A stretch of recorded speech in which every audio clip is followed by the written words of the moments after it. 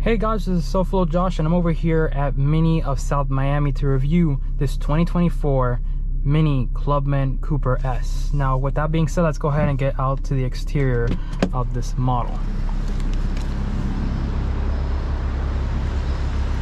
Now, as many of you know, the Clubman is actually being killed off after this generation. This is actually the final model year of the Clubman in the United States as well as Europe.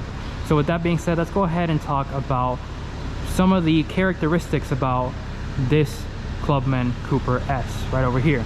As you can see, we have that very much prominent Mini Cooper look that's tried and true. We've known it for years.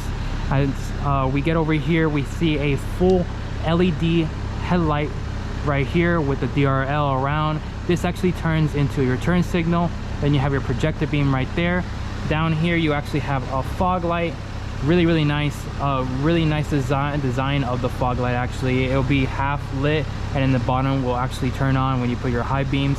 Nice little air pass through around the wheel wells, and over here you have that nice S badge right there, very prominent Mini badge up here in the front, and that hood scoop that is non-functional actually, unfortunately, but it looks really nice. You also get down here in the middle section, you have more inlets over to the side of it, which actually add more to the aggressiveness of this front end design. Going over to the side profile, we have this really nice classic style Mini Cooper rims, and I absolutely love this. This reminds me of the 05 version of the Cooper models that we've known and loved. When they brought it back, they're finishing the Pirelli wheels right over here and look absolutely astonishing. Black plastic cladding all around and a nice little air pass through right over here. All four, so this is the all-wheel drive variant of the Cooper S that we have here. Nice S badge right here with your turn signal indicator right here. Nice side mirrors right here, and then you have a blacked out A-pillar right here, which is really cool. We have a dual panoramic sunroof over here, which I will show you more of how it looks like in the interior. But over here, the side profile looks very clean. You have that one line and it just disappears. Very clean design. You have your fuel cap right here, so you can go ahead and put gas in this model. Over here at the back, this is one of my favorite parts about the Clubman. You have this barn style opening hatch right here, so you're gonna always open up that side first, and then you're gonna have a huge opening to put stuff in the back right over here, which is really cool. Like the overall design of it. And you have also a little tonneau cover right here, which is gonna help with getting covering up so that nobody can see in the rear, as well as a bottom section right here. If you open up, you have more storage down there, which is actually great. More storage bins on the side over here as well, which is going to help you. And you have an area to go ahead and put some grocery bags right there. 12-volt outlet right there. LED for the back of this vehicle. So let's go ahead and close this up. More storage right here and here. Really cool. Love the overall design of this. You get two wipers, of course, since this is a barn style door. You got two wipers over here, Clubman spelled across, and then you have your Cooper S badge with your Mini logo right there. Dropping it down like it's hot, we have dual exhaust right here, which make this 4-cylinder sound really cool.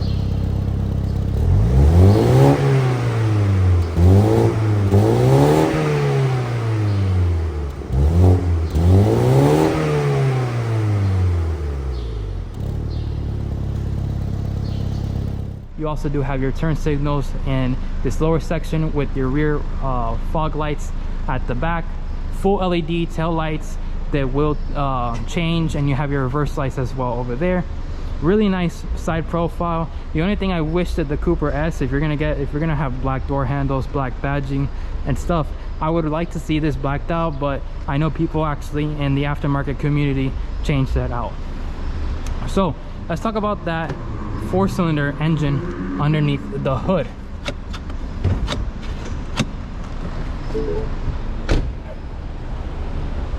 So this is a 2.0 liter turbocharged 4-cylinder, producing 189 horsepower and 206 pound-feet of torque to all 4 wheels via an 8-speed automatic transmission. Like I said, this is the last generation of the Clubman. They're not bringing it back. The Countryman is basically gonna house both in one for the next generation. But as you can see, really nice engine. You have your airbox right here, and then also the lights are fixed here. They're not going to be hooked up to here because of US regulations. We cannot go ahead and do that. But overall, a really nice engine bay. You know, it's covered up, but at the end of the day, it's really nice. It's also a twin scroll turbo, so it has a nice sounding turbo whenever you are pushing it through and, you know, driving spiritedly. So with that being said, let's go ahead and get into the interior of this Clubman. Nice large doors, as you can see right here, large windows as well from the front, the back, and the rear quarter window. Soft, somewhat soft padding across the top. You have your speaker system right here. Switch gears are finished in silver. You also have your mirrors that can fold in and out when you press that button. Really nice. I love this gloss black finish all across. You know, it's very sporty. And in the seats over here, you can actually have a preset for the driver's seat, and it is a fully functional seat. It's automatic and can go back and forward. You also do have lumbar control right over here, as well as the passenger seat over there will also have a full electronic seat control. And over here, right here in the middle display, we have a nice digital gauge cluster that is backlit by an LCD. Looks really nice. You have all your information. You have your tach, you have your fuel gauge right here, and then you have your miles per hour right here, or kilometers an hour depending on where you live. Paddle shifters right here, 9-3 grip, really nice. Feels good and sporty, just like any other Mini looks like. Nice Mini logo right here. You also have these gloss black finishes around the button switches here. Now, I'm not a really huge fan of this with the gloss black. I think that they should have done something else, maybe finish it in the same styling of the black right here, but I digress. You also do get a heads-up display on this model. Nice mirror. The unfortunate thing about having those barn style doors right there is that it's, you know, there is a huge blind spot right down the middle because you don't have that, you know, regular style of glass right there. All your switch gears for your moonroof over here, as you can see. Really nice that you can actually open this manually, which I would expect from Mini, but really nice.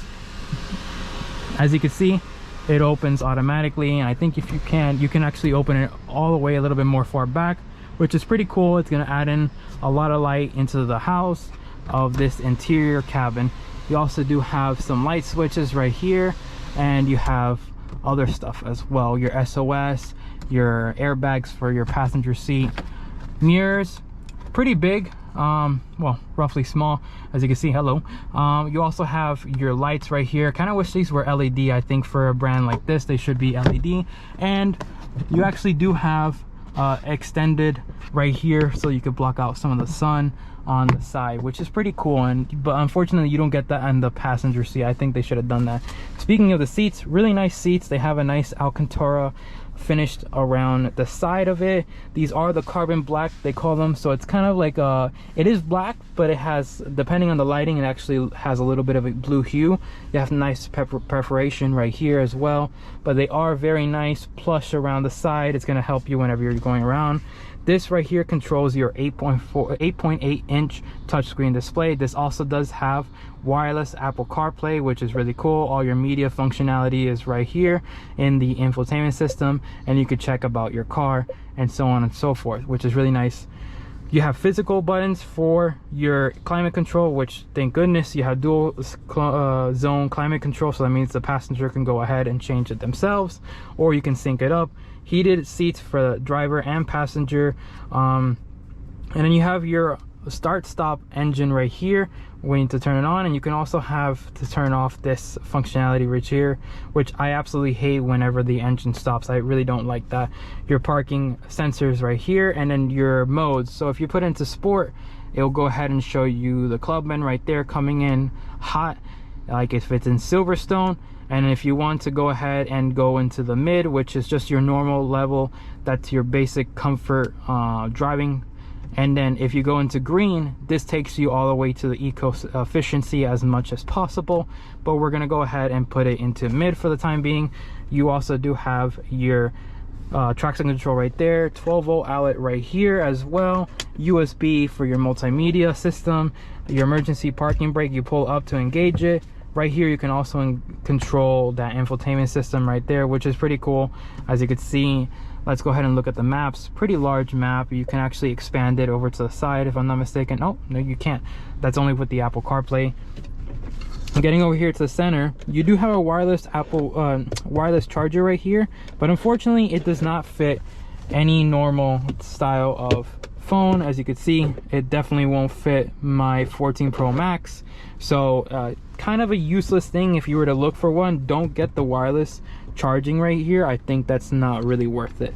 And then if you enter down here, as you can see, I have a screwdriver there, USB type C right there, so you can go ahead and charge it, and you have a nice little area to put some more stuff in. Really cool, nice styling, as well as you have your cup holders right here. Getting over here to the glove compartment, it's not lined with felt, and it's a little bit damp, which is really nice, so it adds that little luxury feature. But overall head space, I have about probably 0.5, actually 0.3 inches left of head space, but I mean, that's to be expected. I mean, with the way that the roofline is, it's a little bit low. Let's go ahead and get into the back seats actually. So getting into the back seats, let's go ahead and see if the door opens 90 degrees. Unfortunately, it does not. But let's go ahead and talk about materials. A little bit of soft padding on the top, but not too much soft padding. More of a vinyl finish. You have your door handle right here, which is actually smaller than the up front one. You have your tweeter, and you have your regular speaker system over here. Window switchgear, and that nice gloss black that we saw over there in the front. Same Alcantara around the side where your waist would be at and where your legs will be at. Very nice, as well as in the back portion. Nice soft padded headrest right here. Let's go ahead and get into the interior. As you can see, a lot of legroom space. This is exactly where I would sit at 6 foot tall, so I probably have about 1.5 inches of legroom space. Nice little map pocket right here, as well as here. 2 vents for the rear occupants and 2 USB as well. Getting over here to the center part, you have the same cup holders you would find in a BMW, which is really nice. I'm glad they don't add it over here. But headroom space, sitting up tall, I have actually less. I probably have, thanks to this roof right here, this glass roof, I actually have about 0.2 inches of headroom space compared to the front, unfortunately. But sitting back here is nice. Unlike other brands like the Fiat brand, when you sit in those back seat space, it feels like you're sitting up taller than what the driver is, and it's kind of like a little bit of fatigue whenever I sit in that. But this actually feels like you're sitting at the exact same level as what a driver would be sitting at. But really nice overall. The seat materials around here are very nice, soft padding all across the bottom section and over here. Really nice. I like the way they designed everything of this vehicle. You also do have your matte pockets, right, matte lights right here as well, which is going to help for nighttime whenever the kids are wanting to look at their Nintendo Switch. But yeah, with that being said, let's go ahead and take the last generation of the Clubman out for a drive.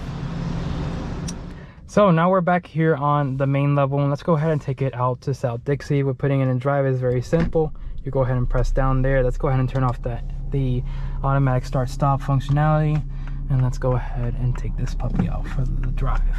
Now, like I said, this is the final model year of the Mini Clubman entirely. We will not be seeing a new generation, unfortunately, even though it is a very unique styling, I would say, especially for those rear barn doors.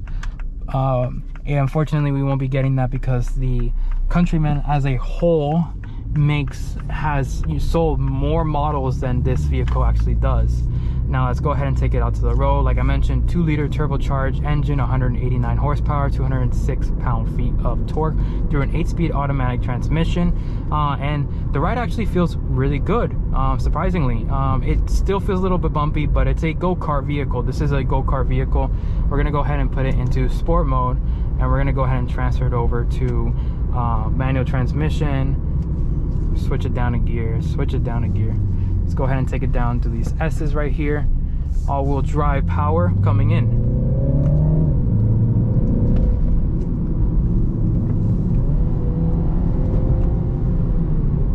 Really nice turn in. You feel a little bit of a body roll, but it feels absolutely phenomenal how it just grips. That all-wheel drive system feels phenomenal going around these corners.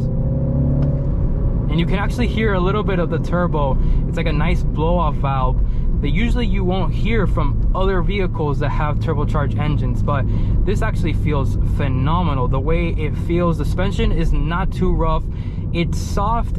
It's between a soft and hard style of suspension travel. Nothing too crazy, but it feels great. Let me go ahead and see if I could go ahead and...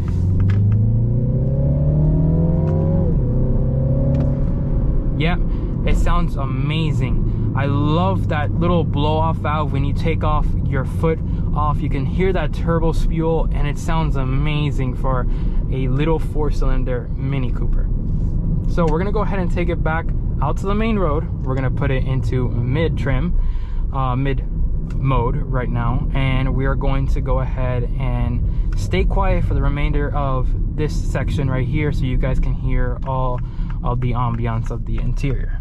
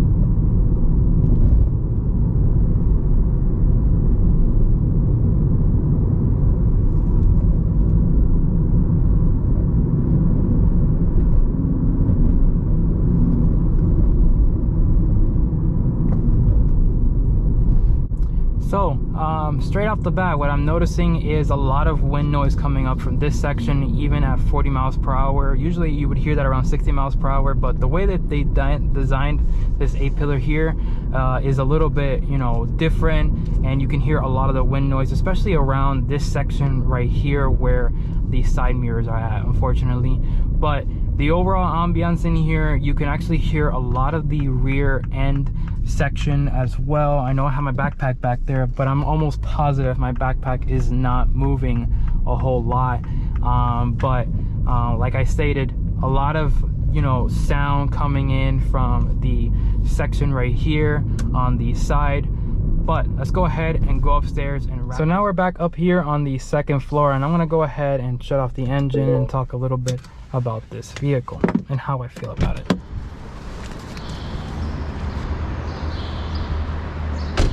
So, last model year of the Clubman, I've stated that multiple times, and I have to say it is actually a really fun vehicle to drive around. That all-wheel drive version, I would say, is probably the best one to go ahead and get, since it has a nice balance compared to you getting a front-wheel drive one. You're going to be losing a lot of traction up in the front if you get the front-wheel drive version only. I mean, that adds a little bit of fun, but sometimes you want to have that controllability when you're going around corners. I will say it is sad to see it go. I'm going to miss this vehicle a lot. I actually almost purchased one of these back when I purchased my X2. I went in for a Mini Cooper. I came out with a BMW. But overall styling, I love the way it's styled. It looks very nice. very unique. It's something that, you know, we're going away from. We don't have a lot of wagons left in the United States, and this is, you know, dedicated as a wagon with the barn style and the way that it's done. Even though, yes, it's not as long in the back as a wagon, but it is considered a wagon, especially in my eyes, and I believe in multiple people's eyes. But with that being said, I'm gonna go ahead and end the video here, guys. Thank you guys so much for watching. Make sure to like, comment, and subscribe to the channel, and I will see you guys on the next video. Bye-bye.